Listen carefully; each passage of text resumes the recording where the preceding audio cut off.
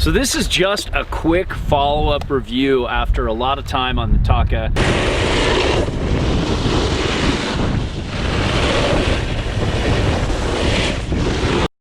Grant on the Taka.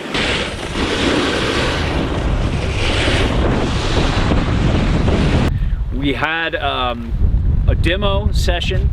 We got some time in powder with Peter and I, and you can see that drunken review under the powder. And then here's just a quick follow-up on Groomers with Grant.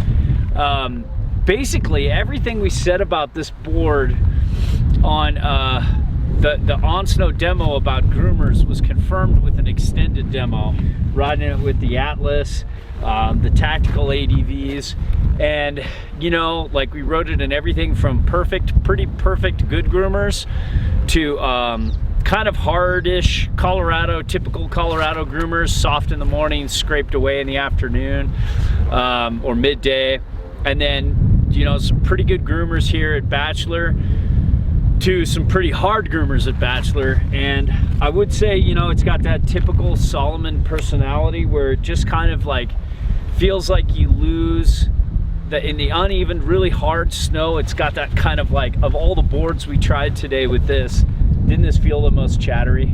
Chattery, bordering unstable at speed as well. Yeah, it just, you know, Salomon has that personality that's lively and poppy, but as you get into harder and more uneven snow, it just kind of really, you know, like on that hard Groomer with little bumps everywhere, it's got that micro chatter that just kind of comes up into your joints. It definitely has that typical Salomon personality. Still, it's got great edge hold. It grabs well. The base has decent glide to it, but it wasn't super fast. Did you think? Better than a lot, but it's definitely not as fast as like Weston, Jones, Scantum. Those bases stand out to me. Yeah, and this, like, I think this board though is a really kind of fun, kind of like, you know, like kind of surfy free ride. Not super like alternative free ride, kind of snow surfy, kind of that kind of thing, but kind of more traditional. And I think it floats better than most Salomon boards, and you can check the on the table review because it's got a decent amount of rocker in the nose and then, you know, a little camber off the tail, but it still carves Groomers really well. It's not just a powder board. I would say it's far from it. It's definitely a board you can ride every day. I like the mellower flex. It's kind of medium-ish, you know. You can see here, medium, maybe bordering on medium stiff. But all in all, trying this with all different kinds of bindings, with Atlas, with Falcors, with Union Stratas, with Salomon Highlanders, and Salomon Quantums. All of them did, you know, it just paired up well with all those bindings. So Grant, but what'd you think of this thing? I liked it. I didn't get any time in powder with this board, but I've owned a few Salomon boards. I like their construction a lot.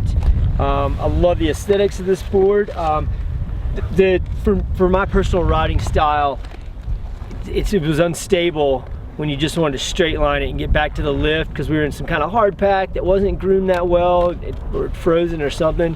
So that was my only issue with this board, was stability at speed, and like James pointed out, the chatter you get. Yeah, it didn't feel loose or anything. It just didn't feel like it wanted to bomb too hard. Right. Right? And when I was trying to bomb on it, there was some uneven snow. Yeah, so that's just a little follow-up take with just kind of reaffirming everything we said about it before, which is kind of cool. Sometimes at the demos, you know, its personality is different than what you get from an extended demo, and this time it was pretty consistent. So there you have it.